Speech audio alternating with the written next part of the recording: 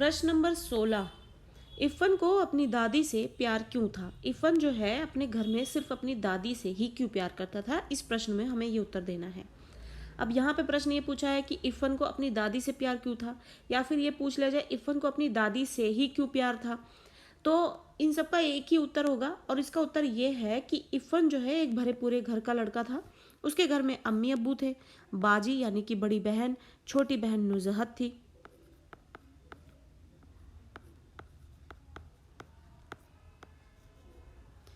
सबके होते हुए भी इफ़न को अपनी दादी से बहुत प्यार था। इसकी वजह ये थी कि उसकी अम्मी और बाजी अक्सर ही उसे डांट देती थी। नुजहत जो है उसकी कॉपियों पर तस्वीरें बना देती थी, यानी उसको परेशान करती थी। अब्बू भी अपने मनमाने फैसले थोपने में उन पीछे नहीं रहते थे। यानी इस तरीके से अम्मी और बाजी जो हैं वो डांटती थी, और छोटी बहन जो है कॉपियों में तस्वीरें बनाकर उसे शरारत करके तंग करती थी, और अब्बू जो है वो अपने मनमाने फैसलों को थोपा करते थे। केवल दादी ही थी जो उसे रात को कहानियां सुनाती थी, जिनमें बहराम डाकू, गुलबकावली, अमीर हमजा, आतिम ताई, पांच फुल्ला रानी और अनार परी की कहानियां होती थी। दादी के प्यार की जो बौछार है, इसके आगे इफ़न को कुछ अच्छा नहीं लगता था। उनके अपार निस्वार्थ निस्वार्थ जो यानी कि वो बिल्कुल भी सेल्फिश नहीं थी, और उनके पास अपार प्यार था उन इफ़न के लिए। तो वो अपार निस्वार्थ स्नेह यानी कि प्यार के कारण ही इफ़न जो है उनसे विशेष स्नेह करता था। इफ़न को ऐसा लगता था कि दादी जो है उससे बिना किसी स्वार्थ के, बिना किसी सेल्फिशनेस की से उसको बहुत प्यार करती है, लेकिन घर के बाकी लोग जो हैं अपनी अपनी रिश्ते के अनुसार जो है उसके, जैसे कि अम्मी और बाजी हैं वो डांटती थी, छोटी बहन शरारत करके तंग करती थी, और पिता जो है, अब्बू जो है उनके, वो जबरदस्ती की फैसले थोप कर परेशान करते थे। तो इस वजह से इफ़न जो है अपनी दादी से बहुत प्यार करता था। प्रश्न नंबर 17। टोपी एक सुविधा संपन्न मतलब जहां पर सभी सुविधाएं उपलब्ध हों, ऐसे परिवार में था। यानी हर एक चीज, ऐशो आराम की सारी चीजें उपलब्ध थी टोपी शुक्ला के घर में। तो हर एक सुविधा संपन्न परिवार से था। कौन? टोपी की बात हो रही है। फिर भी इफ़न की हवेली की तरफ उसके खींचे चले जाने के क्या क्या कारण थे? यानी कि टोपी के घर में सब कुछ था जो बच्चे देखकर आकर्षित होते हैं और अपने घर में ही खोए रहते हैं, खेलते हैं, खाते हैं, पीते हैं और अपनी दुनिया में मगन रहते हैं। लेकिन इफ़न की हवेली को देखकर, इसके बावजूद टोपी के घर में सब कुछ मौजूद था, फिर भी वो इफ़न की हवेली की तरफ ही खींचा चला जाता था। क्या कारण थे उसके पीछे? टोपी जो है एक भरे पूरे घर का बच्चा था, यानी टोपी की भी अच्छी खासी एक फैमिली थी, लेकिन उसे कभी भी किसी से स्नेह या अपनापन नहीं मिलता था। जिस तरीके से इफ़न की दादी तो कम से कम उसको प्यार करने वाली थी, घर के बाकी लोग जो है हर तरीके से उसे परेशान कर रहे थे, लेकिन इफ़न की दादी जो है उसको बहुत प्यार करती थी। पर टोपी के साथ ऐसा नहीं था। टोपी को उसके घर में बिल्कुल भी किसी से भी स्नेह नहीं मिलता था, ना ही अपनापन मिलता था, जिसकी उसे आवश्यकता थी। उसकी दादी और पिता की डांट फटकार, माँ का क्रोध में आकर मारना, बड़े भाई की चुगली और दादागिरी, छोटे भाई का कापियां फाड़ना, इन सभी बातों से पता चलता है कि टोपी जो है एक उपेक्षित बालक था। उपेक्षित यानी जिसकी तरफ कोई नजर नहीं डालता था या फिर जिसे परेशान किया जाता था। घर में कैसा माहौल था टोपी के? पूरा घर भरा पूरा परिवार था, लेकिन कोई स्नेह नहीं देता था, ना ही अपनापन देता था। ये इस चीज़ की बिल्कुल कमी थी उसके घर में। और जो दादी हैं और पिता हैं वो डांटते रहते थे, माँ जो है अपने क्रोध में आके मारती थी, बड़ा भाई जो है वो चुगली करता था और अपनी दादागिरी दिखाता था, और छोटा भाई जो है वो कॉपियों को फाड़ता था। तो टोपी जो है इन सब के बीच में एक फंसा हुआ सा बालक महसूस होता है, उपेक्षित बालक महसूस होता है। वह हर पल भावनात्मक यानी इमोशनल जो सहारा होता है उसी की खोज करता रहता था। यह खोज उसे इफ़न के घर की ओर ले जाती थी, जहां उसकी दादी से उसे यह सुख मिलता था। यानी जब घर में उसको ये प्यार, अपनापन, स्नेह नहीं मिला, तो इफ़न का मिलना जो है उसके जीवन में एक नई बहार ला देता है, और इस वजह से इफ़न की ओर वो और खींचा चला जाता है, उसके घर की ओर और खींचा चला जाता है। और उस पर भी ऐसा होता है कि उसकी दादी से, इफ़न की दादी से टोपी को भी उतना ही प्यार मिलता है जितना कि इफ़न को मिलता है। तो इसलिए इफ़न की हवेली की ओर वो खींचा चला जाता है। उसकी दादी जो है वो भी पूर्वी भाषा बोलती थी, तो उनका भी मजाक उड़ाया जाता था।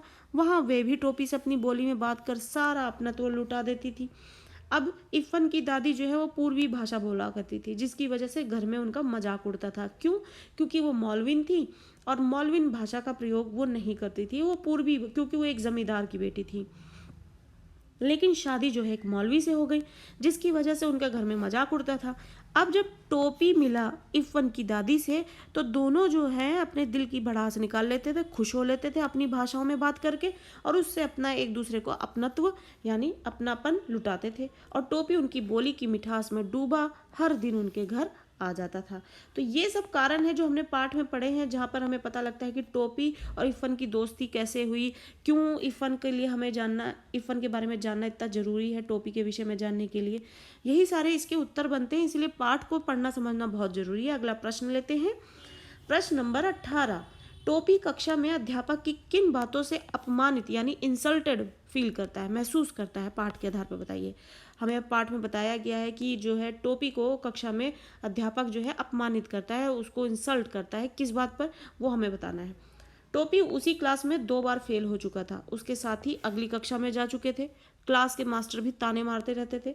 उनके तानों से टोपी बेहद ही अपमानित महसूस करता था। वे दूसरे कमजोर लड़कों को उसका उदाहरण देते हुए समझाते थे कि क्या तुम्हें भी बलभद्र, बलभद्र कौन? यानी कि टोपी, टोपी का जो कि असली नाम है, जो पाठ के शुरुआत में हमें बताया गया है, की तरह इसी क्लास में टिके रहना। यानी जो अध्यापक हैं वो दूसरे बच्चों को टोपी का उदाहरण दिया करते थे कि क्या तुम्हें भी बलभद्र की तरह इसी क्लास में फेल होकर रहना है। सभी बच्चे इस पर उसे देखते हुए हंस देते थे और वह शर्म से, वह यानी कि टोपी शर्म से लाल हो जाता था। यदि वह किसी प्रश्न का उत्तर देने के लिए हाथ उठाता तो अध्यापक उसे अनदेखा कर देते थे और निरुत्साहित, निरुत्साहित मतलब बिना किसी उत्साह के, बिना किसी उत्साह के, उत्साहित एक शब्द है, निर मतलब नहीं, तो बिना किसी उत्साह के। फिर जब वो अध्यापक के सामने हाथ उठाते टोपी के किसी प्रश्न का वो उत्तर दें तो अध्यापक उसे अनदेखा कर देते और निरुत्साहित करते हुए, यानी कि उसका जो मोटिवेशन है, जो क्लास में परफॉर्मेंस देना चाहता है टोपी की, जिससे कि वो पास होकर अगली कक्षा में जा सके, तो ऐसी बातें कर देते थे जिसकी वजह से टोपी का मोटिवेशन जो है डाउन हो जाता था बिल्कुल। तो वही है मोटिवेशन डाउन होना, यानी कि निरुत्साहित करते हुए उन्हें, तुम तो 3 बरस से इस किताब को पढ़ रहे हो, तुम्हें तो सारे जवाब याद हो गए होंगे, तुमसे अगले साल पूछ लूंगा, अभी इन्हें जवाब देने दो। अध्यापकों के इस उपहास, उपहास यानी कि मजाक से वह व्याकुल, व्याकुल यानी कि बेचैन यानी परेशान हो जाता था और हर समय अपमानित सा, इंसल्टेड फील करता था। यानी और इसके पीछे के कारण भी बताए गए थे कि टोपी जब भी पढ़ता तो घर में जो है हर कोई उसी को ऑर्डर देता था कि कभी ये कर दो, कभी वो कर दो, और उसके कारण भी हुआ करते थे कि क्यों उसको ये काम दिए जा रहे हैं। और फिर घर में भी इंसल्ट होती थी कि एक ही कक्षा में इतने सालों से फेल हो रहे हो, वहीं पे हो, और फिर पास होता है तो दादी फिर से इंसल्ट करती हैं। तो ये सारा सीन जो है हमने पाठ में पढ़ा है, अच्छे से समझा है, जहाँ पर टोपी के एक ही कक्षा में बाबा फेल होने का कारण भी बताया गया और किस तरीके से टोपी ने इस अपमान को, जब इस अपमान को स्वीकार किया तो उसके बाद उसने उस कक्षा में अच्छे नंबरों से पास होकर भी दिखाया। प्रश्न नंबर 19। इफ़न की दादी की मौत, इफ़न की दादी की मौत का समाचार सुनकर टोपी पर क्या प्रभाव पड़ा? टोपी ने इफ़न को क्या कहकर सांत्वना दी? यानी जब इफ़न की दादी की मौत हो गई तो इसको सुनकर टोपी को कैसा महसूस हुआ? दूसरी बात ये कि टोपी ने इफ़न को क्या कहकर सांत्वना दी? इफ़न की दादी की मौत का समाचार सुनकर टोपी का जो बालमन है, यानी बच्चे का मन, वो शोक, शोक यानी दुख से भर उठा, बहुत दुखी हुआ। क्यों हुआ? क्योंकि सब हमने पाठ में पढ़ा ही है कि टोपी जो है किस तरीके से उसे घर में कोई प्यार, स्नेह, अपनापन नहीं मिलता था, और जब से उसकी इफ़न से दोस्ती हुई है तो दोस्ती से में उसको जो अपनापन और प्यार तो मिलता ही था, साथ ही इफ़न की दादी से जो प्यार मिलता था, और एक ही बोली होने की वजह से दोनों में प्यार और अपनत्व और भी ज़्यादा बढ़ गया था। तो दादी की मौत की खबर सुनकर टोपी को बहुत ज़्यादा इसका दुख हुआ, उस पर बहुत असर हुआ। इफ़न तो उसी समय घर गया और टोपी जो है वो जिम्नेजियम में जाकर एक कोने में बैठकर रोने लगा। ये उस वक्त की बात है जब जिम्नेजियम में जो इफ़न है वो टोपी के लिए फ्रूट्स खरीद रहा होता है, क्योंकि वो अपने बात भी बता रहा होता है कि किस तरीके से घर में उसकी पिटाई हो जाती है। और उसके बाद जो है उसको जब वहाँ पे खबर मिलती है तो इफ़न तो अपने घर चला जाता है, लेकिन टोपी जो है वहीं पे ही जिम्नेजियम में एक कोने में बैठकर रोने लगता है। शाम को वह इफ़न के घर जाता है तो एक दादी के ना रहने से उसे सारा घर जो है खाली खाली सा लग रहा था। आज इफ़न की दादी के प्रति उसके मन में बहुत प्रेम था। बदले में ऐसा ही प्रेम उसे उनसे भी प्राप्त हुआ था, किंतु कभी ऐसी ममता उसे अपनी दादी से नहीं मिली थी। इसी कारण उसने इफ़न को यह कहकर सांत्वना दी कि तोरी दादी की जगह अगर हमारी दादी मर गई होती तो ठीक भया होता। यानी कि तुम्हारी, तोरी मतलब तुम्हारी, दादी की जगह अगर हमारी यानी मेरी या फिर हमारी दादी मर गई होती, यानी टोपी स्वयं को बोल रहा है यहाँ पर, तो ठीक भया होता, यानी कि तो ठीक होता। यानी टोपी जो है यहाँ पर अपनी भाषा में इफ़न को ये बोलता है कि तुम्हारी दादी की जगह अगर मेरी दादी मर गई होती तो बहुत अच्छी बात होती। अर्थात उसकी यानी इफ़न की दादी की जगह उसकी दादी मर गई होती तो ठीक होता। क्यों? क्योंकि वो अपनत्व, वो प्यार जो दादी से मिलना चाहिए, वो व्यवहार जो देखने को मिलना चाहिए दादी में, वो नहीं था टोपी के प्रति। तो टोपी को ऐसा लगता है कि उसकी दादी अच्छी नहीं है। इफ़न की दादी से उसे प्यार मिलता था, स्नेह मिलता था, अपनात्व मिलता था। तो अगर उसकी जगह अगर उसकी अपनी दादी मर गई होती तो उसके लिए वो बेहतर ज़्यादा होता। और इस तरीके से ये बात बोलकर उसने इफ़न को सांत्वना दी। प्रश्न नंबर 20, किन घटनाओं के कारण टोपी को कक्षा में शर्म आने लगी थी? ऐसी कौन सी बातें हो रही थी जिसकी वजह से टोपी को कक्षा में जो है अपमानित होना पड़ रहा था, शर्म आने लगी थी? टोपी को जब नवीं कक्षा में पहले व दूसरे साल फेल होना पड़ा तो परिवार के साथ साथ विद्यालय में भी अध्यापकों ने उसकी उपेक्षा यानी कि बुराई शुरू कर दी तथा नए सहपाठियों से भी उसे सहानुभूति नहीं मिल सकी। बात हो रही है कि टोपी जो है 9th क्लास में है। 9th क्लास में वो एक बार 2 बार फेल हो चुका है। अब परिवार वाले तो इंसल्ट कर ही रहे हैं, विद्यालय में अध्यापक भी उसकी इंसल्ट कर रहे हैं, बुराई कर रहे हैं, उसको मेंटली जो है हैरास करने की वाली बात हो गई। और जो सहपाठी यानी क्लासमेट्स हैं वो भी जो है उसको सहानुभूति नहीं देते हैं, बल्कि मजाक ही उड़ाते हैं। अंग्रेजी के अध्यापक ने तो एक दिन उसके द्वारा उत्तर देने के लिए हाथ उठाने पर, यानी अंग्रेजी के जब कक्षा में टीचर आए, उन्होंने पढ़ाना शुरू किया और कोई प्रश्न पूछने पर जब टोपी ने हाथ उठाया उत्तर देने के लिए तो अध्यापक ने उसकी फिर से इंसल्ट की। ये कह दिया कि उन्हें अन्य विद्यार्थियों से प्रश्न पूछने दो, उससे तो वे अगले साल भी पूछ लेंगे। उनके इस कटाक्ष, कटाक्ष का मतलब होता है व्यंग्य यानी टॉन्ट, तो ऐसे टॉन्ट को सुनकर वो जो है बहुत ही ज़्यादा अपमानित महसूस करता है। पर जब बच्चे हंसे तो टोपी जो है शर्म से पानी पानी हो गया। कक्षा में उसके नए सहपाठी उससे बहुत छोटे थे और उनके बीच में ये बहुत बड़ा दिखाई देता था तथा वे दूर ही रहना चाहते थे और मौका मिलने पर उसकी हंसी भी उड़ाते थे। इन्हीं सब कारणों से टोपी को कक्षा में अब शर्म आने लगी थी।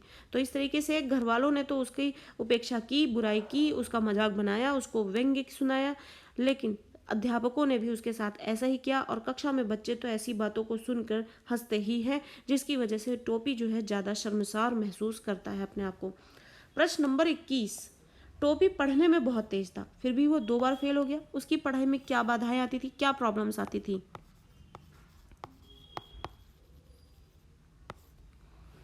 टोपी पढ़ने में बहुत तेज था फिर भी वह 2 बार फेल हो गया, क्योंकि इससे पहले साल उसे पढ़ने ही नहीं दिया गया और वह जब पढ़ने बैठता तो उसके बड़े भाई मुन्नी बाबू का कोई काम निकल आता था। उसकी माँ राम दुलारी को कोई ऐसी चीज़ मंगवानी पड़ जाती थी जो घर के नौकरों से नहीं मंगवाई जा सकती थी। और रही सही कसर उसका छोटा भाई भैरव उसकी कॉपियों के पन्नों से हवाई जहाज बनाकर पूरी कर डालता था तथा दूसरे वर्ष परीक्षा के दिनों में उसे टाइफाइड हो गया था। तो 2 बार वो 9th क्लास में फेल हो चुका है। पहले कारण में घर वालों ने उसको तरह तरह के काम दे दिए और दूसरे साल में उसको टाइफाइड हो गया।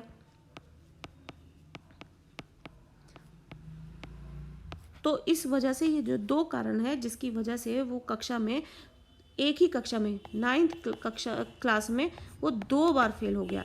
और इसके कारण है कि ये 2 कारण जो बताए गए कि घर वाले जो है अपने अपने काम करवाते थे, दूसरे साल में उसे टाइफाइड हो गया था, लेकिन वो पढ़ने में बहुत तेज था। इसका मतलब वो ये नहीं कि बिल्कुल भी कि पढ़ाई में वो नालायक था। प्रश्न नंबर 22, कलेक्टर साहब के लड़के जो है टोपी के दोस्त क्यों नहीं बन सके? इफ़न की दोस्ती जो हुई वो छूट गई और दादी भी जो है उनकी मौत हो गई। अब तबादला होने की वजह से इफ़न जो है वहाँ से वो जगह छोड़कर चला गया और टोपी ने भी कसम खाई कि अब जो है वो ऐसे कभी किसी भी बंदे से, किसी भी ऐसे व्यक्ति से दोस्ती नहीं करेगा जो जिसका तबादला होता हो और वो शहर छोड़कर चला जाता हो। लेकिन जब उनके जाने के बाद कलेक्टर साहब आते हैं और कलेक्टर साहब के जो 3 लड़के होते हैं तो वो आते हैं, तो उनके पीछे एक कारण है जिसकी वजह से टोपी की उनसे दोस्ती नहीं हो पाती है। क्या कारण है? कलेक्टर साहब के जो लड़के हैं वो टोपी के दोस्त इसलिए नहीं बन सके क्योंकि वे तीनों बहुत घमंडी थे। उन्हें अपने पिता के जो पद है यानी जो पोस्ट है, जिस पोस्ट पे उसके पिता काम करते थे, तथा आर्थिक स्थिति यानी इकोनॉमिकली जो है वो बहुत ज़्यादा स्ट्रांग थे, उस पर उनको गुमान था, घमंड था। वो बार बार जानबूझकर टोपी से उसके पिता के पद के विषय में पूछते थे और वह भी अपमानजनक भाषा में, यानी ऐसी भाषा का प्रयोग करते थे जिससे कि वो इंसल्ट फील करा सके। एक बार तो उन्होंने टोपी पर अपना कुत्ता छोड़ दिया था। उन्हें मानवीय संबंधों और दोस्ती की गरिमा का बिल्कुल ज्ञान नहीं था। टोपी ने जिस तरीके का सामना किया उनसे, यानी कि वो अंग्रेजी में पहली बात तो बोलते थे, दूसरा अपमानजनक भाषा का प्रयोग करते थे, तीसरी बात वो मानवीय संबंध, इंसानियत नाम की चीज़ों को नहीं समझते थे और दोस्ती की जो गरिमा होती है यानी जो दोस्ती का मतलब होता है वो उसको नहीं समझते थे। इस वजह से जो लड़के हैं कलेक्टर साहब के, उससे टोपी की दोस्ती नहीं हो पाई।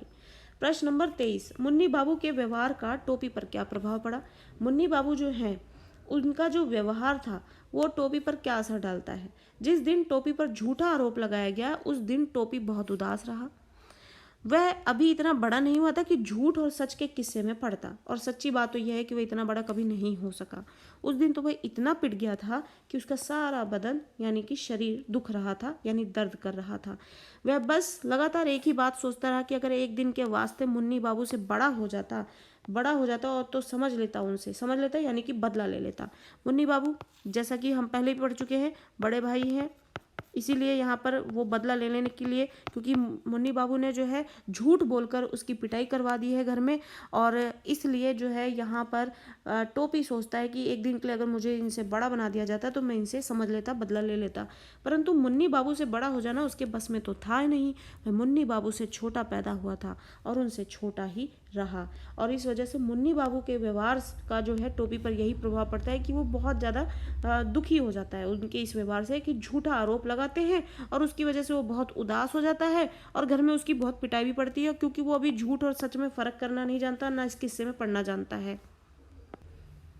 प्रश्न नंबर 24, टोपी शुक्ला पाठ के आधार पर बताइए कि इफ़न की दादी मिली जुली संस्कृति में विश्वास क्यों रखती थी, उदाहरण सहित स्पष्ट कीजिए।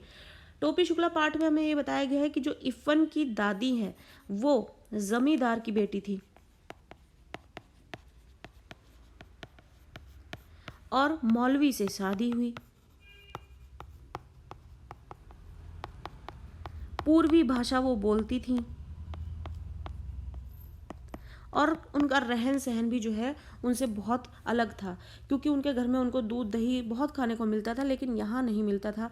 और वो किसी भी ऐसे मौके पे जिस पर व्यक्ति को बहुत खुशी होती तो वो गीत संगीत का माहौल बनाता है, वो सब भी नहीं होता था। तो इस तरीके से वो मिली जुली संस्कृति में विश्वास रखती थी, लेकिन ऐसा उनको माहौल मिला नहीं। तो ये पाठ में हमें बहुत बार बताया गया, टोपी शुक्ला पाठ में इफ़न की दादी के विषय में, तो उसको हमें यहाँ पर बताना है। इफ़न की दादी जो है वो एक जमींदार की बेटी थी। उनके पिता के जो मित्र हैं और आसामी दोनों समुदाय के लोग थे। उन्होंने बचपन से अपने घर में हिंदू रीति रिवाजों को देखा था। उनकी ससुराल में धर्म के प्रति कट्टरता थी। उनके ससुराल में धर्म के प्रति जो है वो कट्टरता थी, यानी अपने धर्म को बहुत ही मजबूती से उनकी उस पर पकड़ थी और अपने धर्म के खिलाफ, और उसके लिए बिल्कुल भी वो कुछ भी कॉम्प्रोमाइज़ नहीं कर सकते थे जो उन्हें पसंद नहीं आती थी। वे नमाज रोज़े की बेहद पाबंद थी, अनेक धार्मिक स्थलों की यात्रा भी कराई थी। उनके पति जो हैं वो एक मौलवी थे, लेकिन वो एक ज़मींदार की बेटी थी और उनके घर का माहौल पूरे हिंदू रीति रिवाजों से ही रहा था, अतः उन्हें भी मौलविन बनकर ही रहना पड़ता था। अपने पुत्र के जन्म के अवसर पर वे छठी का उत्सव करना और बेटे की शादी में गाना बजाना करना चाहती थीं, लेकिन उनके मियाँ यानी कि पति से ने इनकी अनुमति नहीं दी। यानी मौलवी से शादी होने के बाद ये जो उत्सव मनाने पर जो गीत संगीत का जो उत्सव मनाने का तरीका है जो उनके घर में हुआ करता था, यहाँ मौलवी से शादी करने के बाद ये माहौल उनको नहीं मिल पाया और अनुमति नहीं मिल पाई कि बेटे के जन्म पर छठी का उत्सव मनाना और बेटे की शादी में गाना बजाना करना। जब इरफान का जन्म हुआ तो दादी ने जी भरकर छठी का उत्सव किया और उसकी मुसलमानी में गाना बजाना भी, क्योंकि उस वक्त तो मौलवी जी अल्लाह को प्यारे हो गए थे। दादी परिवार पर संकट आने पर कुछ हिंदू टोटकों का भी सहारा लिया करती थी। यानी जब भी घर में ऐसा कोई माहौल होता था, परेशानी का माहौल होता था, तो दादी जो है वो हिंदू टोटकों का इस्तेमाल भी करती थी घर को बुरी नज़र से बचाने के लिए। जब उनके बेटे को चेचक निकली तो उन्होंने उसकी चारपाई के पास एक टांग पर खड़े होकर माता रानी से उनके लिए माफ़ी भी मांगी। इन सभी उदाहरणों से स्पष्ट होता है कि दादी जो है वो मिलीजुली संस्कृति में विश्वास रखती थी। वो हिंदू होकर भी एक मौलवी से शादी करती हैं, उनकी संस्कृति को अपनाती हैं और इस तरीके से वो एक मिलीजुली संस्कृति की यहाँ पर दिखती हैं। और साथ ही यहाँ पर हमें ये भी दिखाना है कि पूरी भाषा वो बोलती थी, जिसका उन वजह से उनके घर में उनका मजाक उड़ाया जाता था। प्रश्न नंबर 25, टोपी और इरफान की मित्रता भारतीय समाज के लिए किस प्रकार प्रेरक है? प्रेरक है यानी मोटिवेशनल है।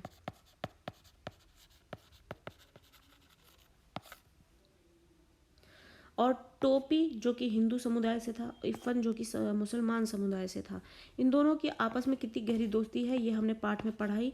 और ये जो इनकी मित्रता है वो भारतीय समाज के लिए क्या संदेश देती है या फिर किस तरीके से मोटिवेट करती है, तो ये सारे प्रश्न जो है इस तरीके से बन सकते हैं। इसका उत्तर जो है वो ये है, टोपी और इरफान के संबंध जो है एक दूसरे के पूरक थे। यानी टोपी के बिना इरफान की बात नहीं हो सकती और इरफान के बिना टोपी की बात नहीं हो सकती। तो ये दोनों एक दूसरे के पूरक हैं, यानी ये एक दूसरे को पूरा करते हैं। उन दोनों की दोस्ती जात पात यानी जाति धर्म, जाति और धर्म का भेदभाव, इसके बंधन से मुक्त थी। बाल मन यानी बालक का, ये बच्चे का जो मन होता है वो ऐसे भी धर्म की इतनी समझ नहीं होती उन्हें, वो तो बड़े ही तय करते हैं। इरफान के आने से टोपी को अपना सुख दुख बांटने वाला दोस्त मिल गया। दिनों दिन दोनों की दोस्ती गहरी हो गई। इरफान टोपी को अपने घर ले गया और अपनी दादी से मिलवाया, जिन्हें वह सबसे ज़्यादा प्यार करता था। धीरे धीरे टोपी का लगाव दादी से भी हो गया। तीनों साथ बैठते और बातें करते। टोपी को इरफान की मित्रता पर इतना भरोसा था कि उनसे अपनी दादी बदलकर उसकी दादी लेने की बात भी उसने कह डाली। उनकी मित्रता सांप्रदायिक सद्भाव का ज्वलंत उदाहरण है। सांप्रदायिक सद्भाव यानी कि धर्म को लेकर जो भाव है और विचार, वो उसको ये जिस तरीके से लेकर सामने आते हैं वो उसका एक ज्वलंत उदाहरण है, जीता जागता, एक आप जैसे कह सकते हैं वो जीता जागता उदाहरण होते हैं। तो ये टोपी और इरफान जो है वो इस तरीके से ये सांप्रदायिक सद्भाव का एक उदाहरण बनकर सामने आए हैं कि दोस्ती या मित्रता या फिर किसी और रिश्ते को बनाने के लिए धर्म का आड़े आना बिल्कुल भी मायने नहीं रखता है। और टोपी और इरफान और उसकी दादी और किस तरीके से टोपी का अपनी दादी को छोड़कर इरफान की दादी से इतना लगाव रखना, ये सारी बातें जो है बताता है कि धर्म, जाति, भेदभाव और शब्दों का इस्तेमाल जो है किस तरीके से जो है धर्म के आधार पर बांट दिया गया है। उसके आधार पर किस तरीके टोपी की पिटाई होती है घर में अम्मी शब्द बोल देने से। ये सारी बातें जो है बताती है कि धर्म जो है बिल्कुल भी रिश्ते के लिए मायने नहीं रखता है। तो इस तरीके से इस पाठ से संबंधित जो है हमने यहाँ पर काफ़ी प्रश्न किए हैं। इस भाग में भी यहाँ पर हमने प्रश्न किए हैं और टोटल आपके सामने जो है 30 या 35, 30 to 35 ऑलमोस्ट क्वेश्चन होंगे जो यहाँ पे आपको डिस्कस किए गए हैं। इनमें से आपके सामने 1 से 2 प्रश्न भी आ गए परीक्षाओं में और बेहतरीन तरीके से अगर आपने इसे समझ लिया है तो आपको फुल मार्क्स मिलने वाले हैं। और इसलिए पाठ के प्रश्न उत्तर को समझने के लिए पाठ को पहले बेहतरीन तरीके से समझे, जो कि ऑलरेडी आपको चैनल पर अपलोडेड मिलेगी। तो आप पहले पाठ को समझें और उसके बाद ये जो 2 सेक्शन में आपको यहाँ पर इस पाठ से संबंधित क्वेश्चंस मिले हैं, इसको जरूर 1 से 2 बार रिपीट करके पढ़ें, समझें, जिससे कि आपको रटने नहीं पड़ेगा। सिर्फ 2 बार आप सारे क्वेश्चन जो है वीडियो को दोहरा के देख लें। तो इस तरीके से आपको ये वीडियो बहुत हेल्प करेगा आपके टर्म 2 एग्जामिनेशंस के लिए, आपको अच्छा स्कोर कराने के